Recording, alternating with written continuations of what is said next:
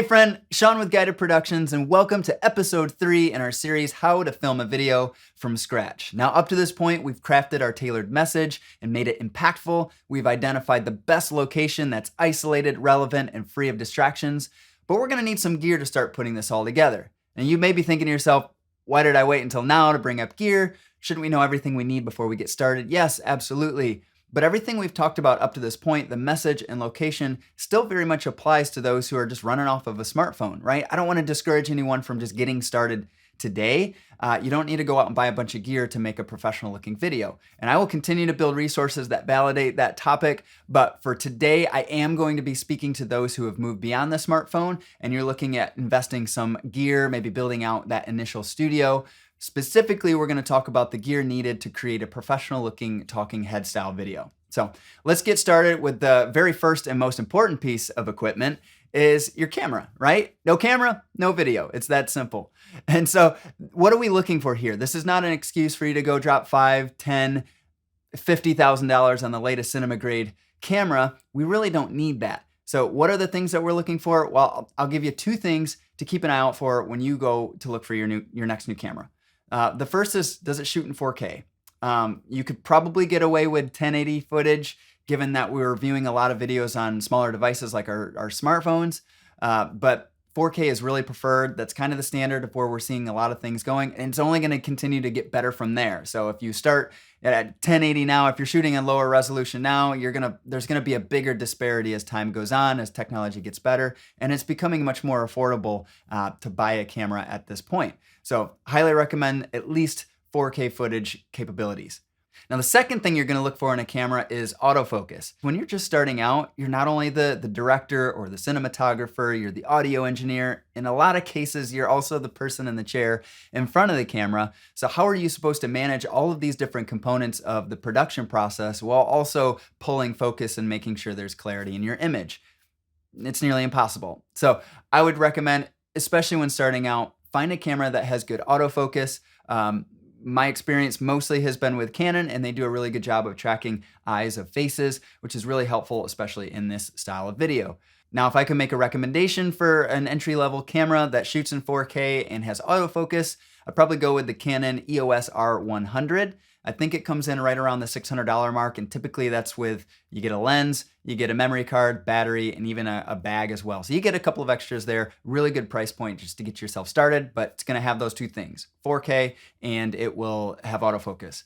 Now, obviously there are so many other features and functionality of cameras as you develop and grow your skill set that are gonna be really nice to have, especially as you get deeper into more creative looks and things like that. But since we're just talking about a very basic talking head style video here today, I just want to keep it simple, and I recommend that. Now for my video, my welcome video, in fact, the camera I'm using here today is a Canon EOS R8.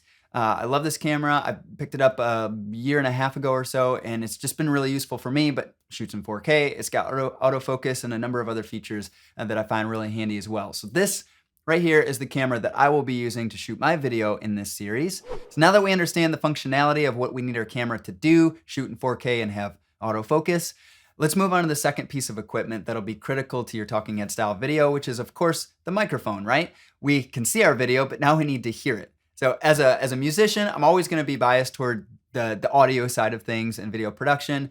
I'm often gonna encourage a bit more spend here. In my opinion, good audio is often unnoticed. Bad audio is highly distracting and you'll pick up on it right away. And so with that in mind, I think it's worthwhile to get a high quality directional or shotgun mic that you can use in your video shoot, something that separates your subject from the camera. Now, for example, I've got a Canon shotgun mic attached directly to the top of my camera. It's about 5 or 6 feet away from me right now. So you can imagine it's getting my voice, but it's also picking up a lot of the reflections and the noise of the room I'm in. So in between the camera and myself, I actually have a Rode shotgun mic sitting just out of frame, and that's what you're gonna be hearing once I cut this video together. That's gonna be much more the clean and clear and crisp dialogue that you'd come to expect from a talking head video. I'm always gonna recommend having a separate mic that's detached, but I'll also reference lavalier mics here as well, because those are the ones that clip right under the tie, under the shirt, or the lapel They're also known as lapel mics, and they have a little receiver. And those are going to be really good too. I personally prefer shotgun mics because, you know, they're out of the frame, you can't see them, they're not distracting, and they still pick up really clear audio. Now, one thing I want to call out when using a shotgun mic, if it's not connected to your camera right, it's detached so that you can be a little bit closer to your subject, you are going to need to power that mic with an external source of 48 volts of phantom power, something I'll address later in today's video, but just keep that in mind. And if you want to learn more about choosing the right mic for your video, be it the talking head style video or otherwise, I did do a previous video on that called Which Mic is Right for Your Next Video, so feel free to check that out. Okay, so now that we've addressed our camera, our mics, the next piece of critical equipment we need for our talking head style video is, of course, lighting. Now, if you asked me to pick one thing that I thought made professional videos stand out from amateur videos, it's gotta be good lighting. One of the biggest mistakes that I see folks doing is they'll walk into a room, flip the light switch on, set up their gear, and hit record. This does a couple of things. Overhead lighting, like in a bedroom or an office setting, is gonna create really harsh shadows under the eyes. It's just not a flattering look. And oftentimes the color temperature is way off, the white balance is thrown off, and in the case of old office buildings, the fluorescent lightings can flicker on camera as well. It's just not a good look overall. And so we're gonna talk through a simple 4-light setup and what that looks like, starting with your key light. Your key light is your primary light. It's the biggest light that's gonna be lighting your subject. It's usually behind your camera off to one side, and it creates a really nice look across the face and create some dimension. Now, to fill in the shadows on the other side of the face, we're gonna bring in another light behind the camera, but this is a smaller light, and it's called the fill light, and it's designed to kind of help fill in some of the shadows that are created by your key light. Now, you don't want this to be brighter than your key light because you do want to create some of that depth or dimension within the face, but that does come in to bring in and fill in some of those shadows. The next light you're gonna need is a background light, especially if you've turned all the lights off in your room or office where it is that you're shooting, have more full control over that. You're just gonna need to light that background just a bit. And the last piece I would recommend is called a practical light. And this could be just a desk lamp in the background, could be some cool RGB lights that throw a color cast in the background of your video.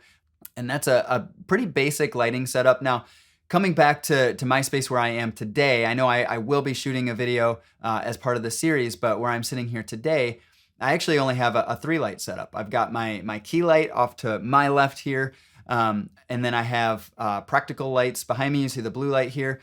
I don't have a background light because my key light, I'm in small enough of a space where my key light actually kind of floods my background a little bit, so it's already illuminated.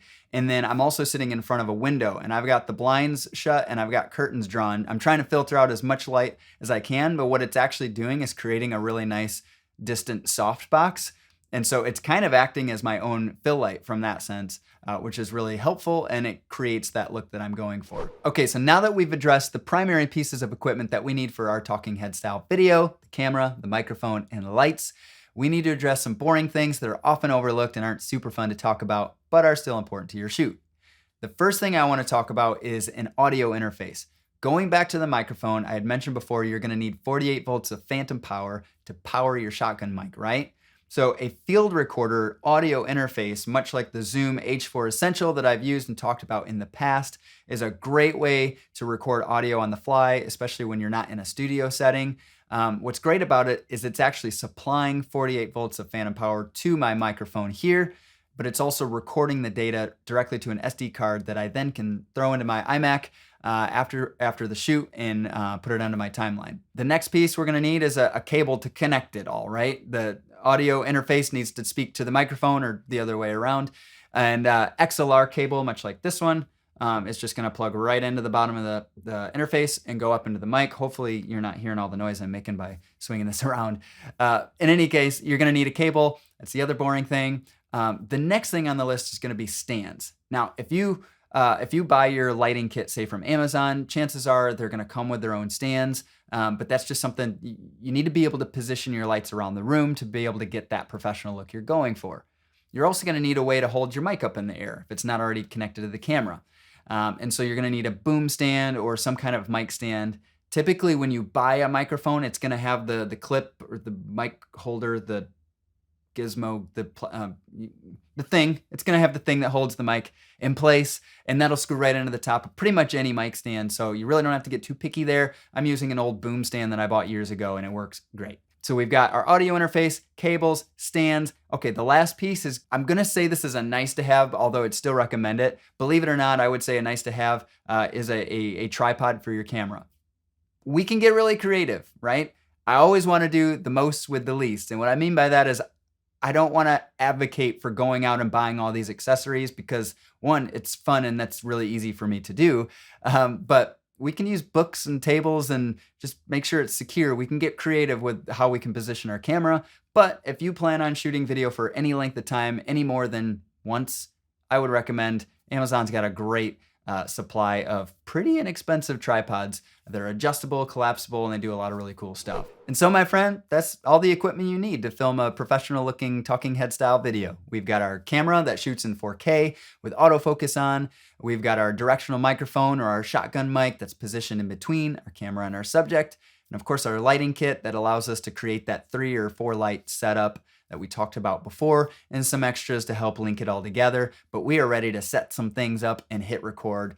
Very exciting. Now, if you haven't already downloaded my 6 steps to creating better video guide, just click the link in the description below or go to guidedproductions.com/bettervideoguide to get your free copy. I unpack everything that we've talked about so far and more, and I know it's gonna be really helpful in your hands for your next project. And come back next week. Now that we've addressed our story, now that we've found our location and we've talked all about gear, we're really gonna start to get into the setup process, and we're moving one step closer to the day of the shoot for production. So very exciting things happening in our series, How to Film a Video from Scratch. Thanks for hanging with me, my friend, and I will see you on another video real soon.